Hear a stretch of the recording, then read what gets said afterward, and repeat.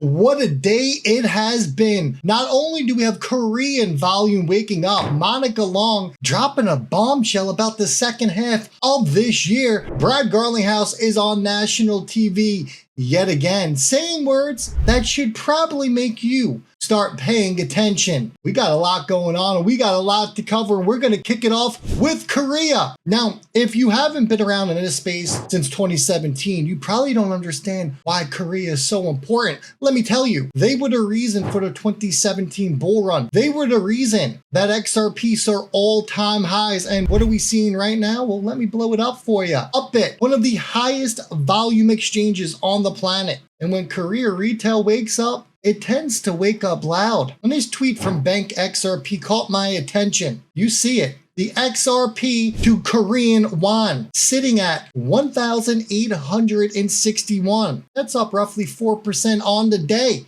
as high as 1878. Volume, the last 24 hours over in Korea, it's what you want to see. I've been following FortisX for quite some time, and what I like is that they continue to move towards greater transparency and security. Their platform is designed for long-term holders who want to put assets like XRP to work through liquidity pools and simply instead of keeping them idle. Over the past months, the team has completed audits with CertiK and Cyberscope, and they made the company publicly visible through SEC Edgar filings, and recently they launched a 50,000 CertiK bug bounty program so independent security researchers can test the platform. They clearly keep investing in security and transparency, which is exactly what you want to see from a project, folks. If you've been holding XRP for the long term and you want to learn more, check out the link down below. And if you look at the leaderboard on your screen on the right-hand side, you can see XRP sitting at the very top, leading all cryptos up over 4%, while Bitcoin, not even up 1%. ETH's up 4.34%. It's right there behind it, but XRP, it's the one pinned at the top. I wonder why. I wonder what Korea is cooking. Because Korean exchange is flipping green and XRP sitting at the top of the board right now with the volume waking up as well. This is when things usually tend to,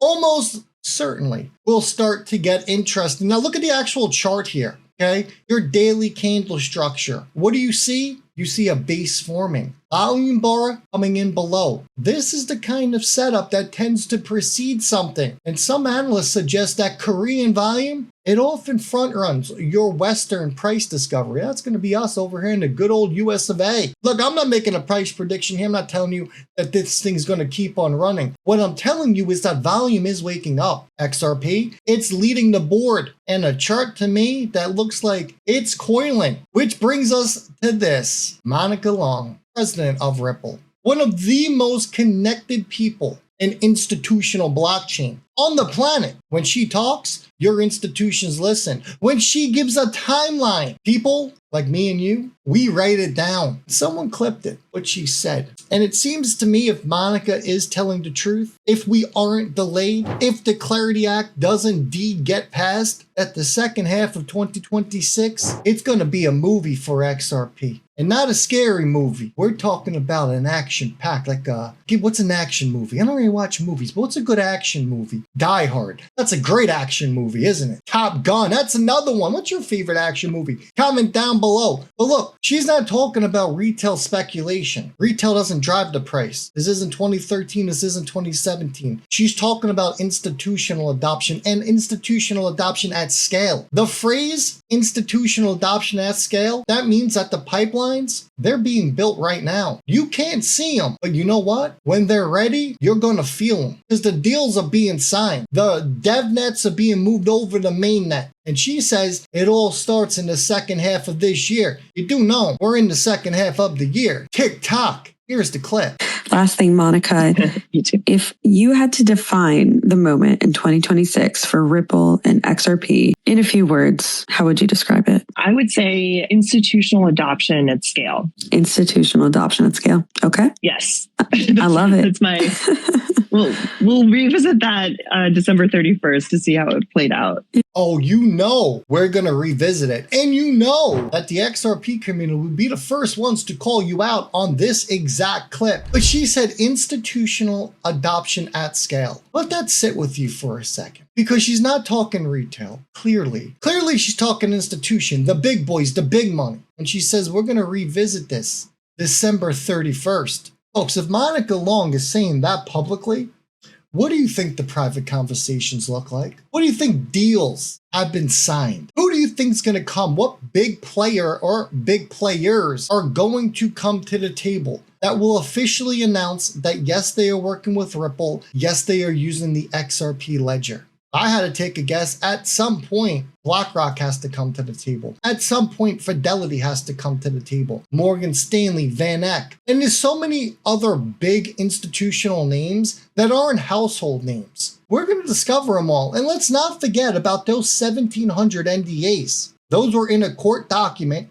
so we know that Ripple is not lying about them. That's 1,700 potential companies, business partners who have purchased XRP. Because remember, back then, when these were announced, RLUSD wasn't a thing. So Ripple signed a deal with 1,700 banks, fintechs, you name it, different companies, to use the XRP Ledger. And how do we know that? From Ripple's statements telling you that it is the North Star. Now let's get over to this clip. Brad Garlinghouse, Fox Business. And my man Brad, he didn't hold back. He went on mornings with Maria. Fox Business program. Massive, massive institutional viewer base on it. And he said something that I think is probably one of the most important public statements that Brad has made in a very long time. He said, and I'm going to quote here, "We want to make sure that we are future ready and future proof." That's how we think about XRP and the XRP Ledger. Future ready, future proof. On national TV to an audience of institutional investors. But that's not all, because Ripple, we talked about this a little bit in the other video. They just dropped the XRP Ledger AI Starter Kit, now connected into Claude, which is very interesting. It's a developer toolkit specifically built for agent power payments on the Ledger. And Ripple is reportedly locked in with MasterCard and over 30 different companies building the future of AI payments. Brad also noted here during this interview that even Jamie Dimon now admits that stablecoins will be a core part of the new financial system. Jamie Dimon, folks, listen. Ripple is launching a new AI starter kit for the XRP Ledger, a curated set of tools to allow developers to build agent-powered applications and make payments on the company's ledger. Brad, this is a big deal. Congrats on this launch. Tell us more about this. Well, look, we all, I think, are trying to figure out what AI is going to and how it's going to change our economy, how it's going to change workers, but it's also going to change infrastructure. And you are already seeing really experimentation and science experiments, but you're seeing examples where AI agents actually are enabling payments. And so we want to make sure that we are future ready and future proof is how we think about XRP and the XRP Ledger. There's an announcement yesterday where MasterCard is partnering with about 30 different companies in the industry to help construct some of that. We were a part of that. And we certainly think there's going to be more opportunity around that. That's not to say there's not going to be risks. You know, I think sometimes the excitement around these things get ahead of reality. You know, I'm not going to go connect a AI agent to, you know, my brokerage account or my primary checking account. I'm happy to go experiment and, you know, to do things and let's see where this all goes. But I think there's going to have to be a lot of protections and structure around that before people really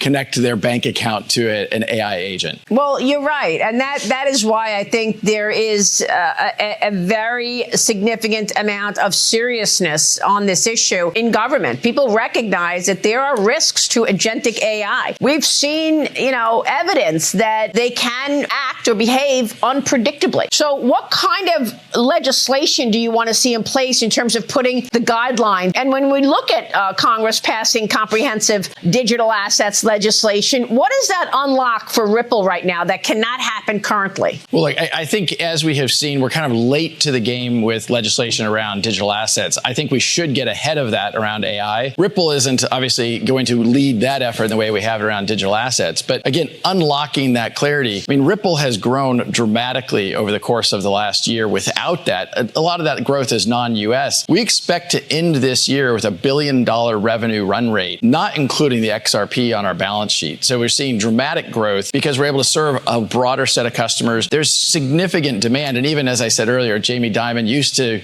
only say bad things about this industry. And even he is acknowledging things like stablecoins are really going to be an integral part of our future payment system. You love to see it and you love to hear it. The XRP Ledger is positioning itself at the intersection of three of the most powerful forces in global finance right now. Think about that for a second. AI, payments, and stablecoins. Do you really think that's a coincidence, everyone? I don't think so. Now we move over to this.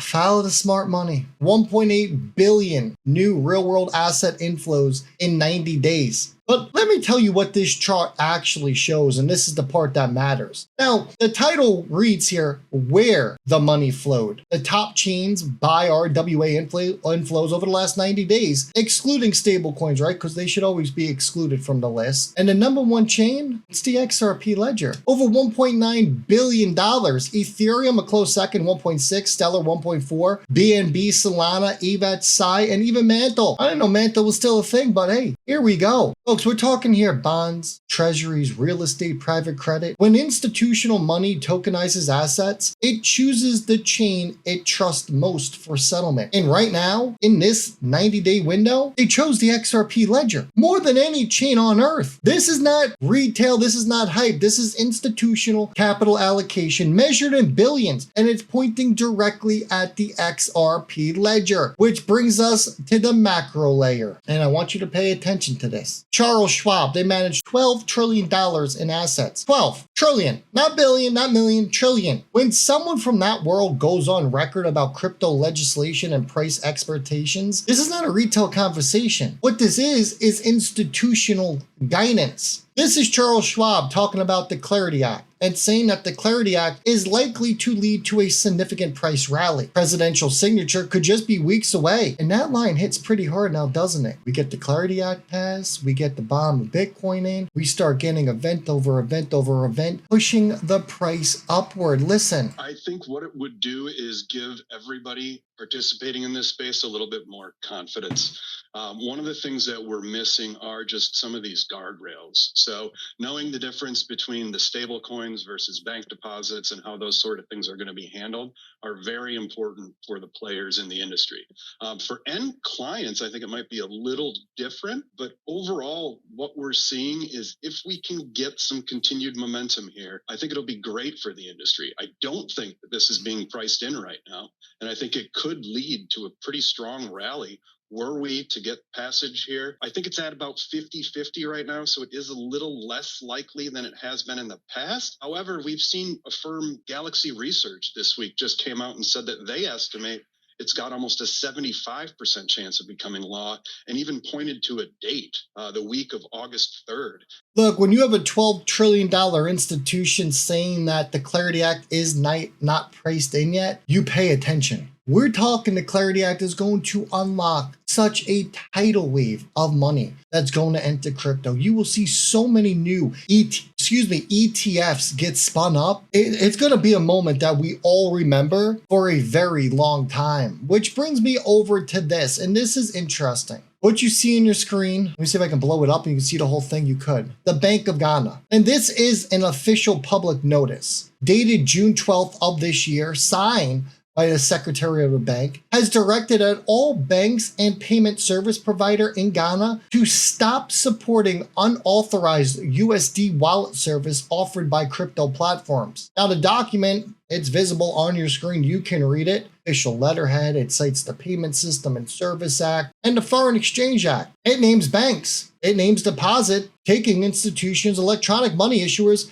and payment service providers specifically. It's real, it's binding, it's enforcement. You're probably thinking, but why does it matter? Ghana is one of the largest remittance corridors in West Africa. And what this directive is shutting down your unauthorized dollar-pegged crypto wallets. The kind that operate outside the formal banking regulatory framework. What it is not is shutting down your regulated, your compliant cross-border payment infrastructures. Now, remember the first video we did today? We talked about USDT being delisted because of MiCA and they didn't want to follow compliance and guidance. We're starting to see this all around the world. We're starting to see your unregulated assets get removed and not be allowed. That is where this world is going, folks. Monica Long, the second half of this year, it's gonna be a movie, an action-packed movie. Die Hard, Die Hard 2, Die Hard 3, Top Gun 2. That's the type of action we're talking.